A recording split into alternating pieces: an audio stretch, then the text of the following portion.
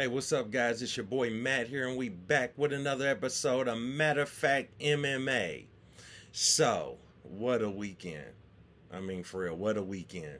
So let's just go ahead and we're just gonna get right into it. First, we're gonna start with the UFC because that wasn't even the highlight of the whole weekend, which is what we're gonna touch on in a second. First, we're just gonna get the UFC out of the way. UFC Fight Night: Song Yadong defeats Ricky Simone. Um, Ricky Simone had his moments, but for the most part, Song Yadong pretty much dominated this fight. Like I said, he did have a couple of moments, but Song was never really in any sort of danger. I will say Song Yadong, it did look like there was a few intentional headbutts going on throughout the fight, but I just think that's his style. I don't think he's a dirty fighter or anything like that. But nevertheless, he goes out there and gets the win. Definitely looked like, he's extremely well rounded, very good. Seems like he's really learned a lot since his loss to Corey Sandhagen. So it'll be interesting to see moving forward who they end up matching him with. He did call out Sean O'Malley. Of course, that fight's not going to happen. Definitely not anytime soon. He also called for a rematch with Cheeto. I feel like that's probably the direction the UFC is going to go in. The first time they fought, Song Yadong won by the cards, by decision. Very controversial. I mean, it was definitely a fight that looked like Cheeto Vera won, but they gave the nod to Song Yadong. So he called out Cheeto for the rematch. I kind of think that's probably where the UFC is going to go. Makes all the sense in the world. Cheeto coming off of a loss, Song coming off of a win. They'll finally get to finally figure out who's the better fighter between those two. So outside of that, another thing I liked about this UFC card was prospect Trey Waters. I really think he went out there, huge welterweight, extremely tall, really lanky, rangy guy. Um, LFA champion, just fought like 2 weeks ago. He went out there and pretty much kind of somewhat put on a clinic against his opponent. Long guy, just stretched out with his jab. There wasn't really much of a way around that jab. And then towards the end of the third round, he really started to piece him up. Good post-fight interview. Seems like a really humble guy. So I think he's somebody to keep an eye out for. Over the course of his next few fights in the UFC, if they match him up well. But he seemed like he's going to be a pretty good prospect. So, with all of that out of the way, let's get down to the main event of the whole weekend. BKFC, Platinum, Mike Perry, steps in there against Luke Rockhold and defeats Luke Rockhold. Luke actually pretty much, not to, disparage him, he gives up during the second round. And, this was very interesting. Now, I called this before when I did my prediction video, my last video. I said that Luke Rockhold was going to get stopped. I said if it didn't happen in the first round, more than likely it was going to happen in the second round. The writing was on the wall, and it has been for Luke Rockhold for a long time. He just hasn't been the same since Bisping beat him. And I just feel like his ego has stepped in the way. He's never been able to get past that loss. So each fight, he's going to say the same stuff, that he's healthy, that he's focused, that he's ready. But none of that means anything when you're stepping in there in the cage, the octagon, or, you're stepping in there in the BKFC ring. So, he had a really good shot that he got on Mike Perry during the first round.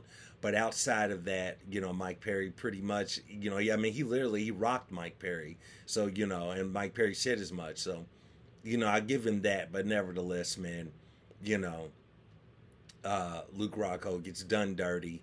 He kind of waves it off to the referee during the second round due to, fractures in his teeth. When the pictures came out, his mouth was pretty messed up. You know what I'm saying? It looked like he had a rough night. You know what I'm saying? He looked like he might have been in a bar fight, might have got busted in the mouth with a bottle. You know what I'm saying? He was looking rough, but I kind of feel like more, and I'm not saying that his mouth was not in an extreme amount of pain.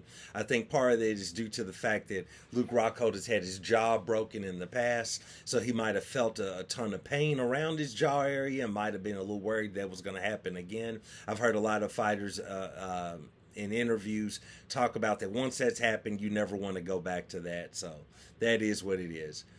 Mike Perry stops him, and it should have stopped him. Luke Rockhold was talking crazy in these interviews, and anybody who really knew or knew that Luke Rockhold wouldn't get ready to do nothing in that BKFC ring. So hopefully he got that out of his system. He got a little paycheck, and now he can go back into obscurity and do stuff that's more suited for him. You know what I'm saying? So, but let's get past this. What about Conor McGregor? Okay, now we're talking about BKFC, but what about Conor McGregor? First off, Conor McGregor shows up in the crowd, open bottle of proper 12 whiskey, and he's just guzzling it. He's taking pictures. He's moving around. I mean, okay, let's be real. If you watch some of my previous videos, you know Conor McGregor's title with me, the Sultan of Snow.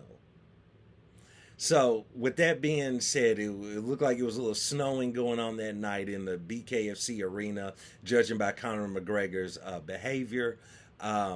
Improper 12 was involved, so that probably elevated a lot of things. A lot of reports say he was shadowboxing in the crowd during the fights, but at the same time, I mean, Conor's a wild guy. Nevertheless, Mike Perry beats Luke Rockhold. Mike Perry's given his post-fight interview and asked, can I get a face-off with Conor McGregor? Next thing you know, Conor McGregor steps up, gets inside of the ring with him, and has the BKFC world title, which, he got from the world champion who was also out there in the audience. But he steps in there with the BKFC world title over his shoulder and actually squares off with Mike Perry. And at the end of the day, when you're seeing all this, it would have been one thing if Conor was out of contract with the UFC. It'd be a whole other thing if he was a free agent. He was shopping himself around. It could have been a lot of things. But what was so striking about this is he's still under contract. He has a TV show about to come out, The Ultimate Fighter, with Michael Chandler. And supposedly he's going to fight Michael Chandler later this year, early next year. But he's at a BKFC event, soused up out in the audience, and gets inside of the ring with Mike Perry and does a face-off with a BKFC world title over his shoulder. Only Conor McGregor could pull off these things.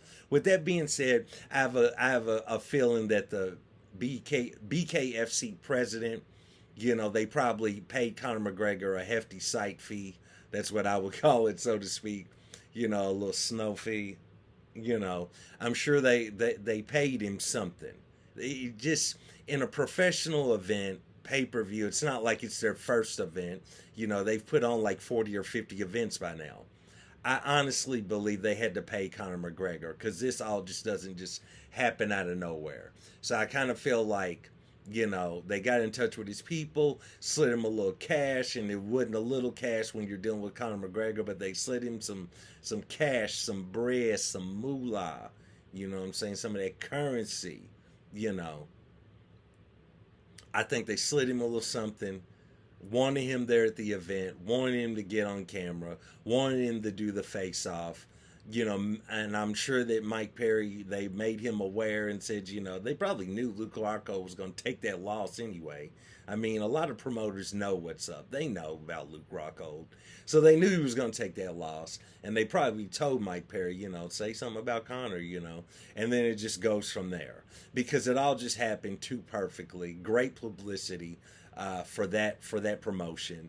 And Conor's just a crazy enough man. He's just, snowed up enough that he'll do all this stuff, even though he's under contract and locked down for multiple fights with the UFC. Now, I'm sure the UFC's not going to be happy about this, but I mean, what are you going to do? I mean, what are you going to tell Conor? You know what I'm saying? Especially when he's, you have a show about to premiere between him and Michael Chandler, and you're trying to, kind of court him into doing this fight with Michael Chandler, which, you know, he doesn't seem like he's too worried about this, or, you know, I'm sure it's far off, so he's probably not worried about training yet, but I mean, he didn't necessarily look like a Conor who's worried about fighting Michael Chandler later this year.